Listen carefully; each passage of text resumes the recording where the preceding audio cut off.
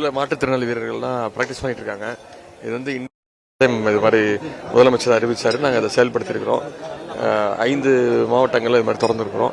மாற்றுத்திறனாளி வீரர்கள் மிகவும் மகிழ்ச்சியாக அவங்க வந்து பயிற்சி எடுக்கிறதுக்கு ஒரு இந்தியாவுக்கே ஒரு எடுத்துக்காட்டான ஒரு விஷயம்.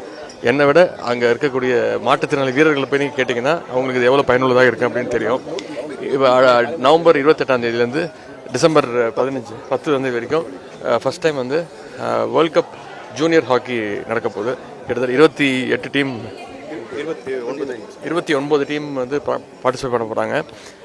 எல்லாரும் எவ்வளோ ஹாக்கி ரசிகர்கள்லாம் விளையாட்டு ரசிகர்கள் எவ்வளோ ஆர்வமாக இருக்காங்களோ நாங்களும் அவ்வளோ ஆர்வமாக இருக்கோம். இதுக்காக முதலமைச்சர் வந்து கிட்டத்தட்ட அந்த ஹாக்கி டர்ஃப் மட்டும் புதுசாக வந்து நம்ம சென்னை ராதாகிருஷ்ணன் ஸ்டேடியமில் இருக்கிற மாதிரி அதே தரத்தில் உலக தரத்தில் இருக்கணும்னு கிட்டத்தட்ட ஒரு 10 கோடி ஒதுக்கியிருக்கிறாரு. இந்த நிகழ்ச்சி நடத்துறதுக்கு மட்டும் கிட்டத்தட்ட 100 கோடி ரூபாய் ஒதுக்கியிருக்கிறாரு. புதுசாக கேலரி உருவா போகுது, பல்வேறு வசதிகள் இங்கே வரப்போகுது.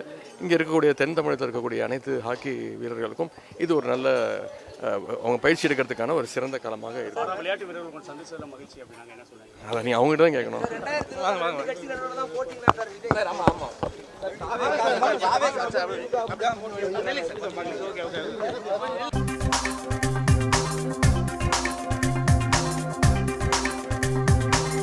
பிளே ஸ்டோர் மற்றும் ஆப் ஸ்டோரில் இருந்து பாலிமர் செயலியை QR கோடு மூலம் பதிவிறக்கம் செய்யுங்கள்.